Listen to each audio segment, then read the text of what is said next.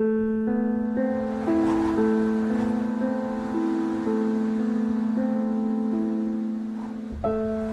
good old English Christmas, Monsieur Poirot, in the depths of the countryside.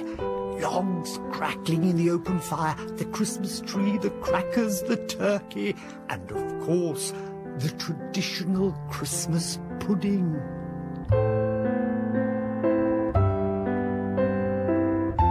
We present John Moffat as Hercule Poirot in Agatha Christie's The Adventure of the Christmas Pudding.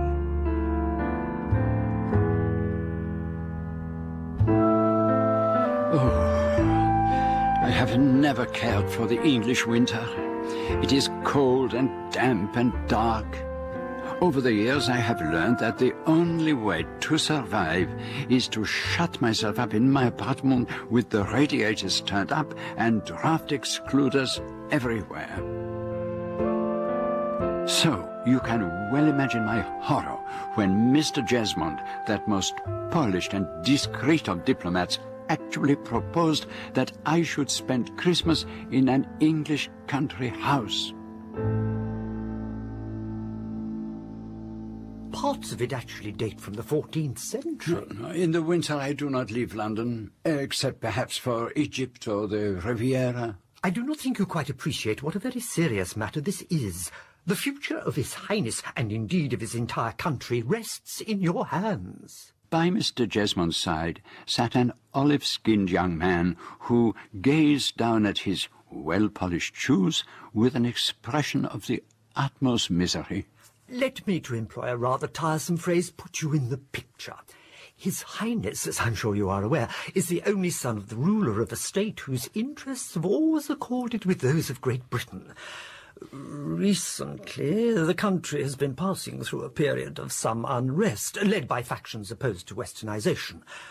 A public scandal would inevitably play into the hands of the forces of disorder and revolution. His Highness has my heartfelt sympathy, but what has this to do with... His Highness has recently become engaged to a young woman of his country, and on the occasion of their marriage, she is to be given a precious ruby, centuries old, known as the Heart of Fire. The Heart of Fire? I believe I have heard of it. A month ago, His Highness came to England to take the ruby to Cartier's so that it could be given an appropriate setting. Unfortunately, at a cocktail party, he happened to meet a rather attractive young lady, and he decided to have, as I think you put it, one last fling. Precisely, Monsieur Poirot. As a reward, she was to be given a diamond clip from Cartier's, which she would choose when he called there to collect the Heart of Fire. And the young lady perhaps happened to notice the legendary ruby. Oh, yes. She was fascinated by it. And she asked if I would permit her to wear it, just for one evening. And you agreed, Your Highness? Oh, how could I refuse her? We went out to a nightclub, we danced, and we were very gay.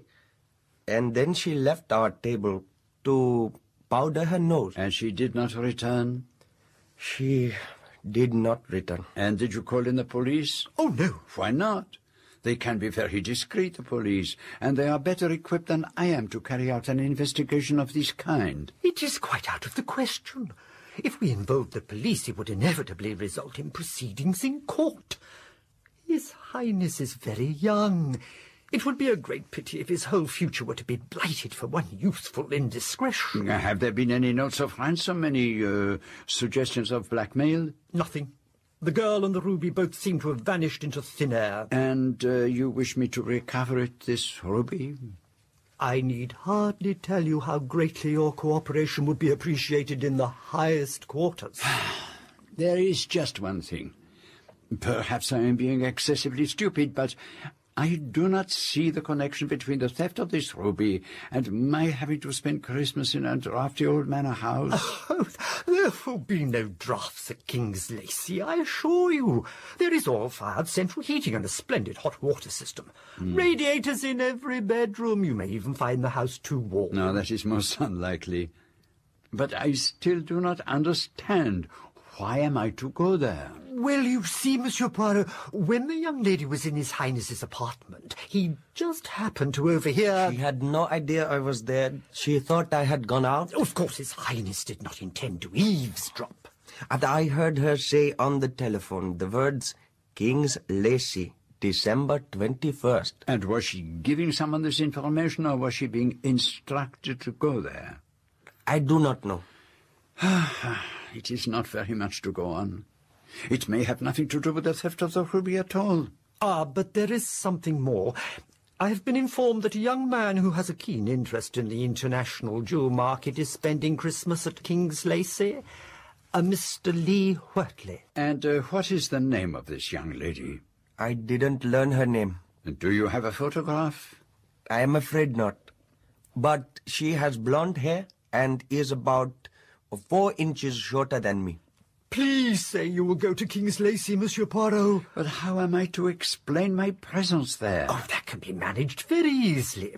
I've arranged for a mutual friend, Edwina Morecambe, to tell the Lacys that the celebrated detective, Hercule Poirot, wishes to savour the joys of an old-fashioned English Christmas. They will be delighted to welcome you. I can't see why Edwina wants to wish a foreigner on us for Christmas. If she's so keen on the idea, why can't she have him? Because, as you know very well, Edwina always goes to Claridge's for Christmas. We wish you a Merry Christmas. We wish you a Merry Christmas. We wish you a Merry Christmas and a Happy New Year. Mr. Jesmond had done his work very thoroughly. On my arrival at King's Lacey, I was welcomed into the house by the grandchildren singing. A huge Christmas tree, fantastically glittering with brightly colored glass decorations, stood in the hall. In the drawing room, where the temperature was a reassuring 68 degrees, Mrs. Lacey was seated by one of the great mullioned windows, engaged in hemming dishcloths. An old-fashioned Christmas. Well, nothing could be more old-fashioned than we are. My husband likes everything to be just as it was when he was a boy of 12 years old and used to come here for his holidays. All the same old things. The Christmas tree and the stockings hung up and the oyster soup and the turkey, 2 turkeys, 1 boiled and 1 roast, and the plum puddings with the rings and the bachelor's button. No, pardon, madame, but I do not quite... Oh, they're silver charms, cooked inside the pudding. Inside the pudding? And we have all the old desserts, of course, the Elvast plums and Carlsbad plums and almonds and raisins and crystallized fruit and ginger. But I'm beginning to sound like a catalogue from Fortnum and Mason. You stimulate my gastronomic juices, madame. And do you have a great many people staying here? Oh, no. It's really only the family. My granddaughter Sarah and my grandson Michael and Bridget, who's my great-niece, and Diana, who's a cousin. The poor girl's a widow and she's only 22. She particularly asked if she could come and stay with us. And there's David Welling, who's an old family friend. Was one of these young women the girl who had stolen the heart of fire? Was it perhaps Sarah, who I had already noticed was blonde and rather provocatively attractive? To tell you the truth, Monsieur Poirot, we are having rather a problem with Sarah. I don't know why I should want to tell you about it. After all, you're a complete stranger. And a foreigner. But perhaps that makes it easier, in a way. What is it that troubles you, Mrs. Lacey? Our son was killed in the war, and my daughter-in-law died when Sarah was born, and so the child was brought up by us. Unfortunately, Sarah has got in with what I believe they call the coffee bar set. She won't go to dances and refuses to come out properly or anything of that kind. It is the fashion of the moment, madame. She will grow out of it. Oh, I'm not in the least worried about that sort of thing. But now she's taken up with a man called Desmond Lee Wortley, who really has a very unsavoury reputation. And is she in love with him, do you think? She seems completely spellbound. When she's with him, she appears to have no will of her own at all. And what does he do, this Lee Wortley? I don't really know that he actually does anything. He seems to spend a great deal of his time flying around Europe. He never seems short of money. I have a nasty suspicion that he lives off well-to-do girls. Anyway, he's here now, so... You mean he's actually here in this house? Well, yes. You see, Sarah hasn't spent Christmas here for a year or two. She's always gone off to stay with some friend or other. But this year, just over a week ago, she suddenly turned up, quite without warning. And she said she wanted this Lee Wortley here, too. She was quite adamant about it. Horace was set against his coming, of course, but I said, no, let's have him down here for Christmas. Let her see him in our atmosphere and our house, and we'll be ever so nice to him. And perhaps he'll seem less interesting to her. And has it succeeded, your little stratagem? Not so far. She seems more under his spell than ever. And I must confess I can certainly feel the attraction and see what Sarah sees in him. And he does have some good points. And what may they be, madame? Well, he asked if he might bring his sister down here. She's recovering from an operation, and he said it was a shame her having to spend Christmas in a nursing home. I do think that was rather nice of him, don't you, Monsieur Poirot? It shows a concern that sounds almost out of character. What is she like, this sister of his? It's hard to say. We haven't seen that much of her. Unfortunately, she had a relapse of some sort the other night, and she's been keeping to her room ever since. And her brother's been so good to her, carrying trays up to her and all that sort of thing. But even so, I don't want Sarah to marry him. No. From what you say, it would be a disaster. But there are the Waits. The Waits? The carol singers. Horace insists on having them in every Christmas Eve. Let us go down, Monsieur Poirot, and I will introduce you to everyone.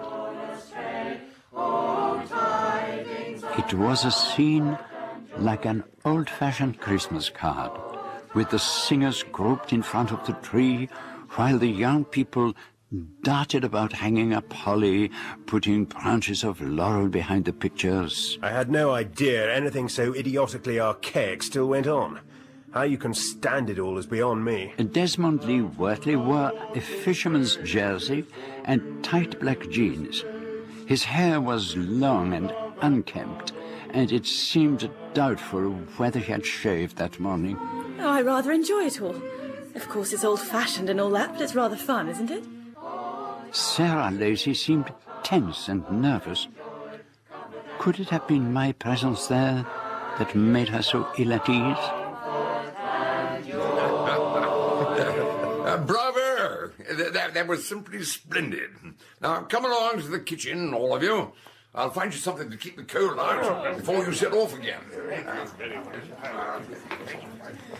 Look, sweetie, why don't we sneak off to Market Ledbury, have a drink at the White Hart? There's a limit to how much Christmas cheer I can stomach. I was quite enjoying it all. You must be kidding. You can't possibly enjoy all this sentimental tosh. It's like something out of Dickens. Yes, I suppose it is rather childish of me. We'll go, if you like. I do like. I'll go and get the car. You don't mind, do you, Anne? No, of course not, dear. And you do like Desmond, don't you? I'm sure he's really very nice. Grandfather doesn't like him. Well, you could hardly expect him to, could you?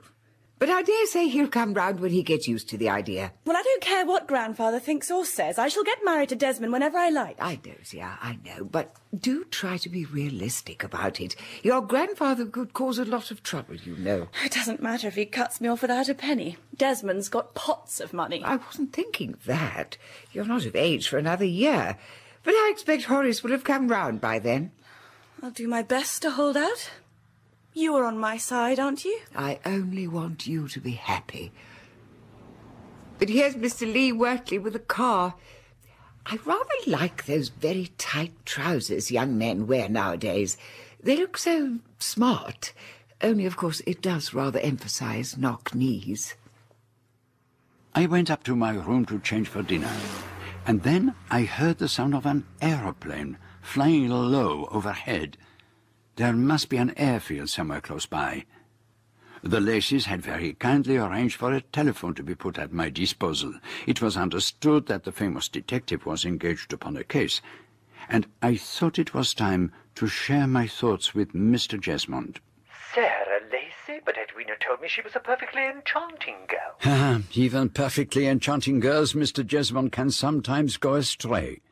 She seems completely infatuated with this Lee Wortley, and I understand she works for one of the London embassies. It would have been very possible for her to make the acquaintance of the prince. Even so, And there is the fact that the girl came down here completely without warning, almost immediately after the ruby was stolen. But I don't... Could you not obtain a photograph of Miss Lacey and show it to the prince? That is out of the question, I'm afraid. He's staying as a guest at Sandringham. Do you suspect no one else, Monsieur Poirot? There is this mysterious sister of Desmond Lee Wortley. She intrigues me, I must admit. Why does she insist on remaining in her room? But surely he didn't have to drive the girl all the way down to King's Lacey. She could simply have handed the ruby over to him in London. Clearly there is something in this business that I do not understand. Surely by now one of these young ladies must have given Lee Wortley the ruby. Then why does he remain? Particularly with Hercule Poirot in the house. You are hardly a man to pass without notice. And there is something else. I have discovered that there is an airfield close by. It would provide him with an easy means of escape to the continent. Find out, I beg you, its exact location. I will see that it's kept under constant surveillance. And now tell me, how are you enjoying your English Christmas? I settled myself in a quiet corner of the library to await the dinner gong. There was a high back to my chair, and when Bridget and Michael came in, they had no idea that I was sitting there, listening to their every word. It's going to snow, all right. I bet we have a couple of inches by tomorrow evening. I've been hoping and praying we might have a white Christmas. We could build a snowman. And make it look like Monsieur Poirot. I think there's a big black moustache in the dressing-up box. I've got a much better idea. Why don't we put on a show for him? What kind of a show? We could arrange a murder for him, make him feel at home. A body in the snow with a murderer's footprints. I'll be the body. It's got to be a girl. A beautiful girl lying lifeless in the snow. And I can wear my red pyjamas. Red pyjamas won't show bloodstains, and we've got to have bloodstains. They've got white facings. We can daub the blood on them. But we'd better not do it tomorrow. I don't think Grandfather would like us to muck up Christmas Day. Or Boxing Day, then? Yes, that would be perfect. It'll give us time to arrange it all and to find some props. I wonder if Grandfather would mind if we borrowed one of his daggers. Dinner that night was mercifully light, for everyone was fully occupied in completing the preparations for the following day. Christmas presents had been laid out beneath the tree, and a bough of mistletoe hung from the ceiling. It's all so childish, as if kissing needed encouragement. Now, who's going to brave the snow and attend midnight mass? Well, don't look at me, Mrs. Lacey. I can't imagine anything more tedious. Come on, Sarah. Let's see if we can find a few records to dance to, if there are any that aren't positively antique. Are you going, Em? No, I've still got the stockings to do. But Bridget and Michael are going, and David and Diana. Are you sure you don't want to go? Come on, Sarah. No. That's all right. I'll stay here with Desmond.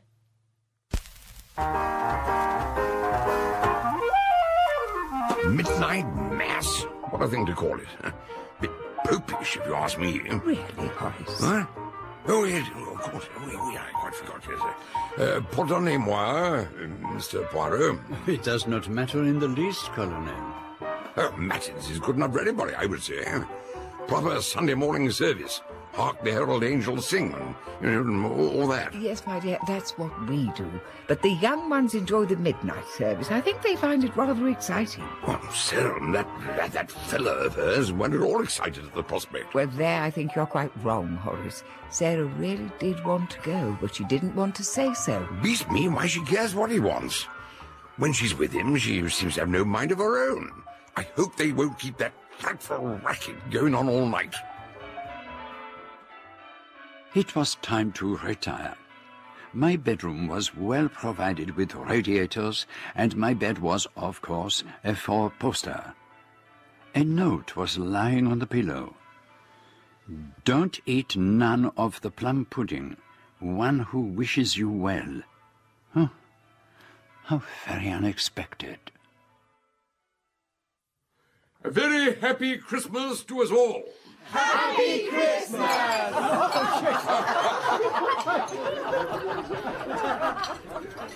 Christmas dinner exceeded all my expectations.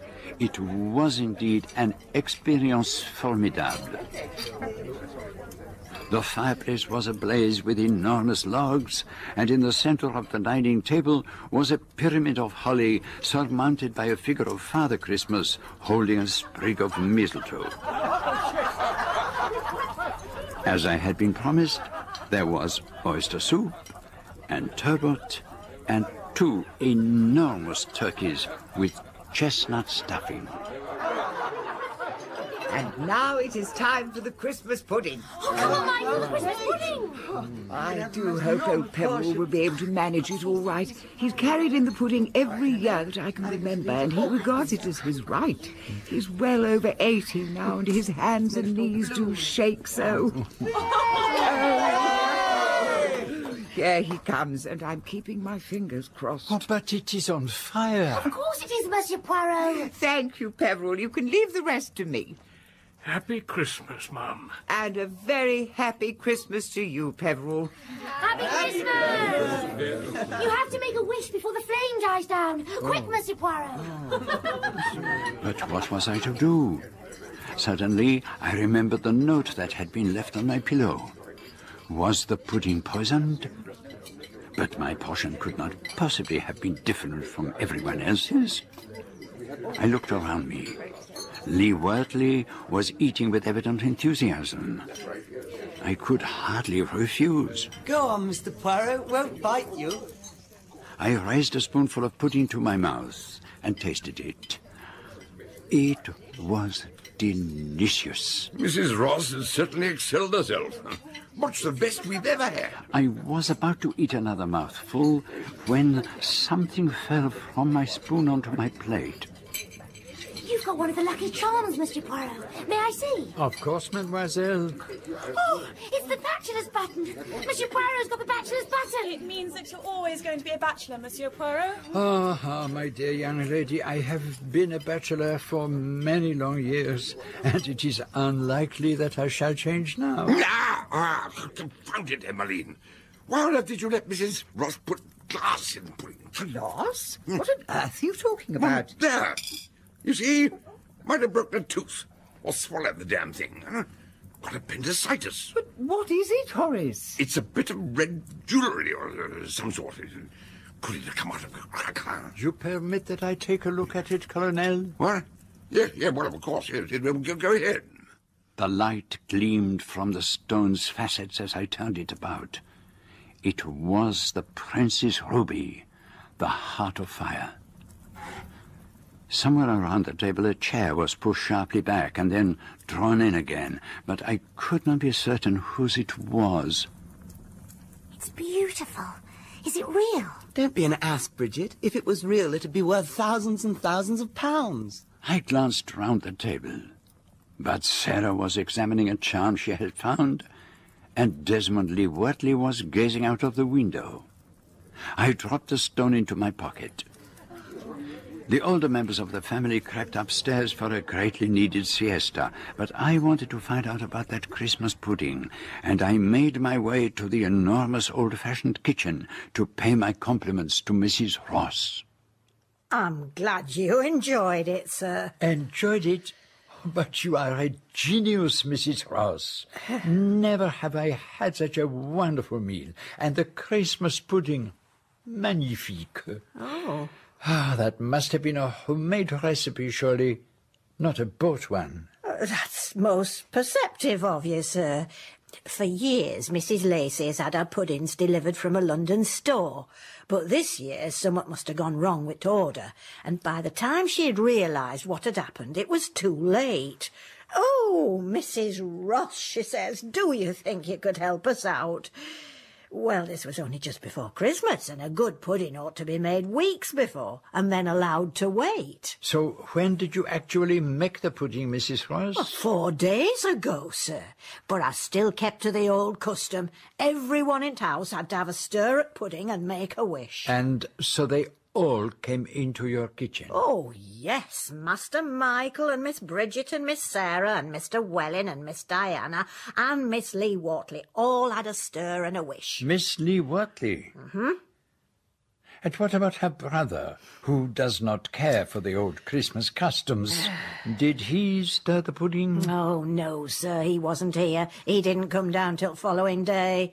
But I understood that he had driven his sister down here. Oh, no, sir. She came in a chauffeur-driven car, all wrapped up, she was. Oh. She seemed all right first day or two she was down here, but the moment Mr. Lee Wortley arrived, she took bad again, and she's been confined to her room ever since, with him waiting on her hand and foot. Got up too soon after her operation, I expect.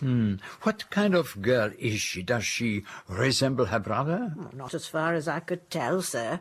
Her hair was all dark and lifeless looking, and she wore lots of makeup.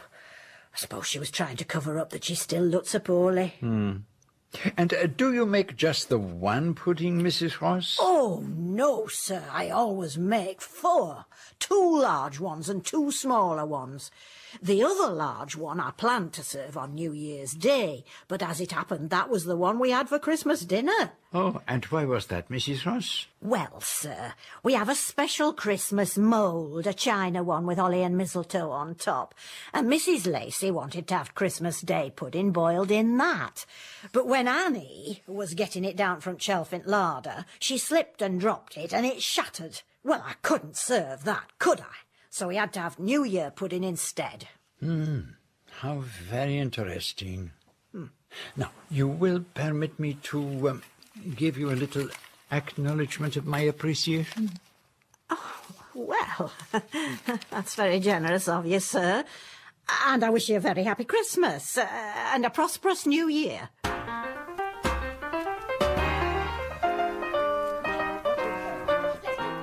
While the younger people played parlour games, I sat quietly in a corner for much of the evening, although I did have a little of the Christmas cake and the cold supper. A cup of coffee for you, Monsieur Poirot. It was so uncharacteristic of the sullen and unobliging Desmond to bring me a cup of coffee that I was immediately on my guard. While his attention was distracted, I changed my cup for that of David Welling. It would do him no harm to have a very sound night's sleep. You're looking very thoughtful, Monsieur Poirot. It is the Christmas pudding that I consider... You found it a little heavy, perhaps? Oh, no, madame. Every mouthful was a positive delight. I do not speak gastronomically. I consider its significance. It is an essential part of the old Christmas. I hope you sleep well, Monsieur Poirot.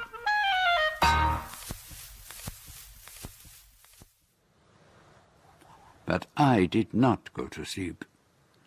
I retired to bed and waited. It was not until 2 o'clock that the door of my room opened very gently and a figure crept in. But it was not Desmond Lee Wortley. It was a woman. I could not see her face, but I could recognize her perfume. It was the scent that Sarah Lacey had worn that evening. She came up to the bed. I snored very gently, and she seemed satisfied. By the light of a tiny torch, she began to examine the objects on my dressing table, my wallet, my address book, and then she turned her attention to the pockets of my clothes. And then she came back to the bed again. And, to oblige her, I snored a little more. She slid her hand under my pillow and found nothing. And then she left the room, and at long last, I went peacefully to sleep. Monsieur Poirot! Monsieur Poirot! Monsieur Poirot! What is it?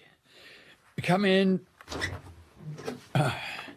Is it the early tea? No, it's me, Michael. Oh? So, what is the matter? I think something rather awful's happened. Tell me.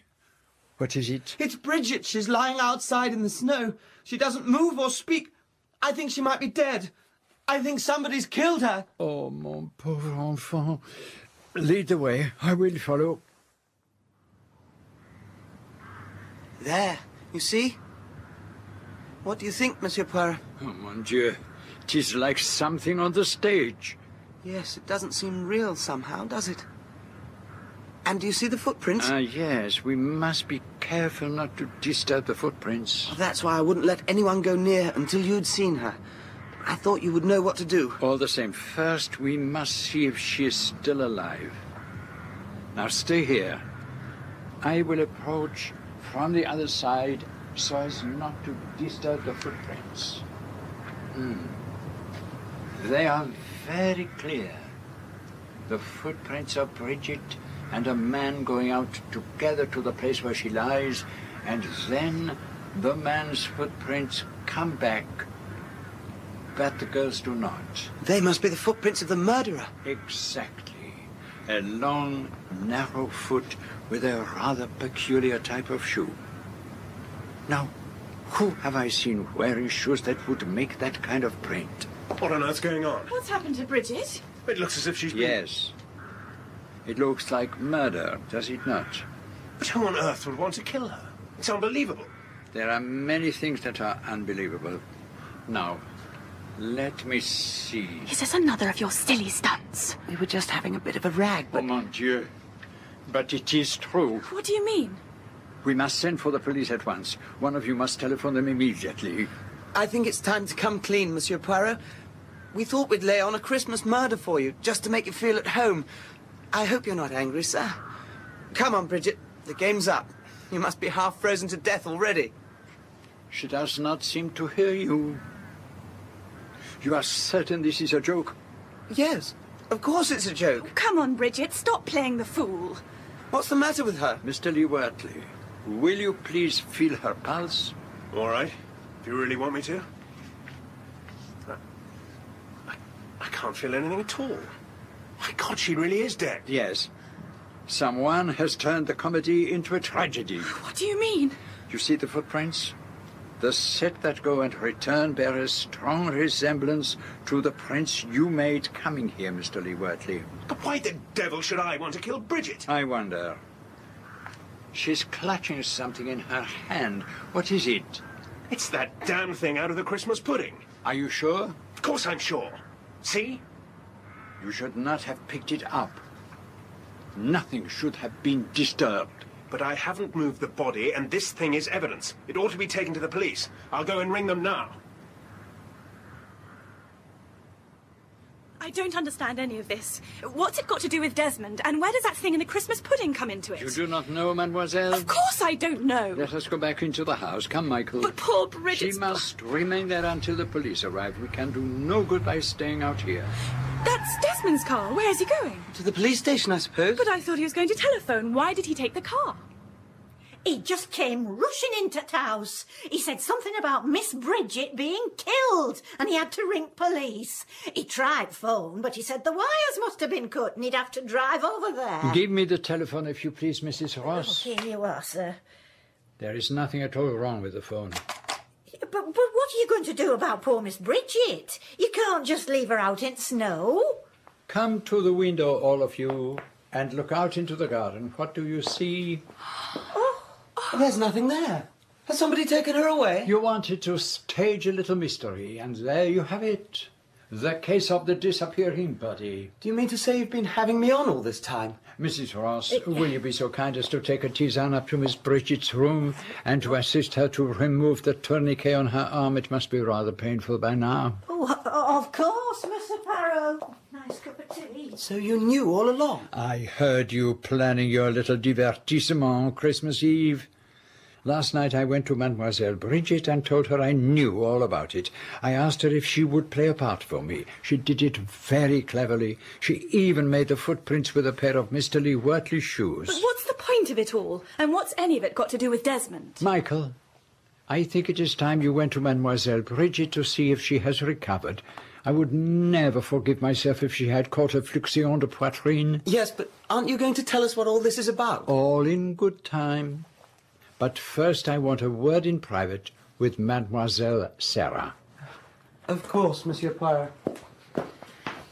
Will you please tell me what this is all about? Why did Desmond go rushing off like that? You mean that you really do not know of the theft of a priceless ruby from a young prince by a charming young lady? I haven't the faintest idea what you're talking about. Is this a fairy tale? This pretty young lady has a friend who has carried out several very questionable transactions concerned with the sale of stolen jewellery abroad. He persuades her to steal the ruby from the young prince and then to disappear from circulation by spending Christmas here in this house.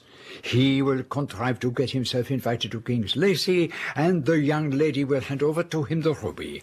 And he has an easy way of getting this priceless jewel out of England. There is an airfield only a few miles from the house, and he has his own plane waiting there. Is that not so, mademoiselle? Yes.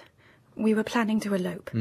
It is a very good way of smuggling a jewel out of the country. Are you trying to tell me that Desmond was just using me? Did he persuade you to steal the ruby for him? No, of course he didn't. I never saw the thing until it turned up in the Christmas pudding. You did not come into my room that night to search for the ruby? Where's Desmond? His car's gone. Oh, Rebecca, what on earth have you done to your hair? Who is this lady? This is Rebecca, Desmond's sister. Has Desmond done a bunk? He has left you, as I believe the phrase is, to carry the can. So, you are the great Hercule Poirot. And you are the beautiful blonde girl who stole the prince's ruby, the heart of fire. And what if I am? If you're planning to run me in, I'll swear that he gave it to me. And that would create a lovely little scandal, wouldn't it, a few weeks before his wedding day? But where's Desmond? By now he will be sitting in his aeroplane waiting to take off. And he's got the ruby with him. The whole deal was that we were to fly to Paris and share the loot between us. He's fooled me, as no doubt he's fooled you too, Sarah. You mean you're not his sister? Sister be damned. Desmond told me to come down to King's Lacy. He said he'd spun everyone the tale of my having to recover from a serious operation. And because I thought the police might be on the lookout for a dizzy blonde, I put on that ghastly black wig. But when Desmond arrived and told me you would be staying here, Monsieur Poirot, I thought I'd better hide myself away and get rid of the ruby. And so you put it in the pudding that was to be served up on New Year's Day. But then, unknown to you both, there was an accident, and the pudding was dropped on the floor, and so it was the New Year pudding, with the ruby inside it, that was served at Christmas dinner. I wish I could have seen Desmond's face when the ruby turned up on the Colonel's plate. But now the bastard's run out on me, just as he's run out on you, Sarah. I don't imagine you're thinking of turning me in, Monsieur Poirot, so I'd like to get out of this dreary old place as soon as I can. Perhaps you can arrange for a taxi to take me to the nearest mainline station. To think that I actually felt sorry for her, and Desmond was just smuggling his mistress into the house under my nose. What made you so certain I came into your room after the ruby? She was wearing your perfume, mademoiselle. Oh, she asked if she could borrow it. She said she'd left everything in London. But who on earth is this? A stately-looking Daimler was coming up the drive. It contained a very flustered-looking Mr. Jesmond. Oh, the devil's got clean away, I'm afraid. No one bothered to pay much attention to my instructions at the airfield. They were still sleeping off the effects of Christmas night. Lee Wortley must have kept the plane fueled and ready to go at a moment's notice. Oh, damn. He looked so crumpled and woebegone that I took him and led him into the house to meet the Lacys. So the prince has lost his precious ruby forever? 'Tis a great pity, but there is no point in shedding tears over the spilt milk, as your poet says. And now, if the Lacy family will permit, I would like to give Mr. Jesmond a little present from the Christmas tree. Of course, Monsieur Poirot. Oh, you go ahead, dear fellow. Here, Mr. Jesmond. And a very happy Christmas. But this is... It glitters prettily in the light, does it not? The Princess Ruby, the heart of fire. You mean to say it's been hanging there on the Christmas tree all along? Where better to hide it than among all the glass decorations? I knew that Mr. Lee Wortley would never dream of looking there. But what about the one he grabbed out of my hand when I was lying there in the snow? It was a paste replica, mademoiselle. I fancy Mr. Lee Wortley will have quite an unpleasant surprise when he tries to sell it in Paris. I bet he will. And so, the prince can return home with the ruby without fear of scandal. We are all greatly in your debt, Monsieur Poirot. A major scandal has been averted. So all ends well. Except for me. Oh, no, Sarah. You should congratulate yourself on a very narrow escape. I'm so sorry, Em. I nearly mucked up your party. I'm just grateful we've seen the last of that frightful chap. I knew he was a bad egg when he started carrying on about Christmas. But there remains one mystery to be resolved. Could you tell me which of the maids is responsible for making my bed, Mrs. Lacey? Oh, that would be Annie Bates.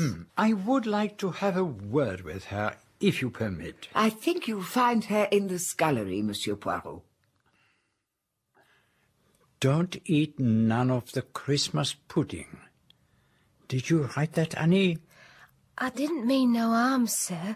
Really, I didn't. Of course you did not, my enfant. But why did you write it? Well, it were Mr. Lee Wortley and his sister. Not that she were his sister, I'm sure. I was in his bathroom, taking in new towels, and I couldn't help hearing what they were saying. This Poirot fellow is bad news, he says. We've got to do something about him. And then he says very quietly, "Where did you put it?" And she says, "In the pudding." And my heart gave such a leap I thought it would stop beating. I was sure they were going to poison you by putting something in the pudding. So I had the idea of writing a note to you and leaving it on your pillow where you'd find it when you went to bed. I hope I did the right thing, sir.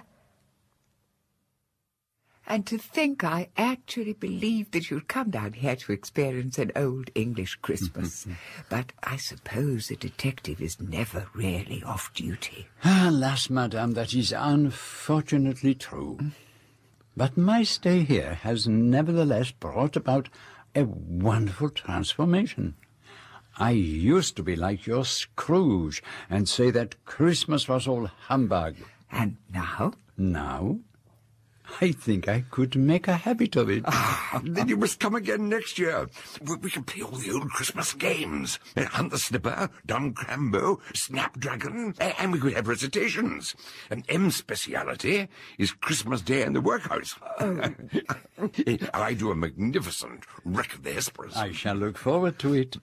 But, please, if you would be so kind... What, my dear fellow? Let Mrs. Ross do the pudding.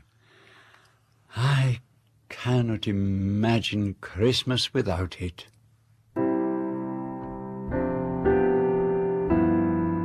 In Agatha Christie's The Adventure of the Christmas Pudding, Hercule Poirot was played by John Moffat. Colonel Lacey, Donald Sinden. Mrs. Lacey, Sian Phillips. Mr. Jesmond, Murray Melvin. Sarah Lacey, Alice Hart. Desmond Lee Wortley, Robert Portal. Bridget, Annabel Dowler. Michael, Ivan Meredith. Rebecca, Angela Sims. Mrs. Ross, Elizabeth Proud. Other parts and the singers were members of the cast. The musicians were Robin Aspland, piano. Julian Siegel, clarinet. Steve Watts, bass. The drums were played by Tom Smale, who also arranged and directed the music. The Adventure of the Christmas Pudding was dramatized for radio by Michael Bakewell and directed by Enid Williams.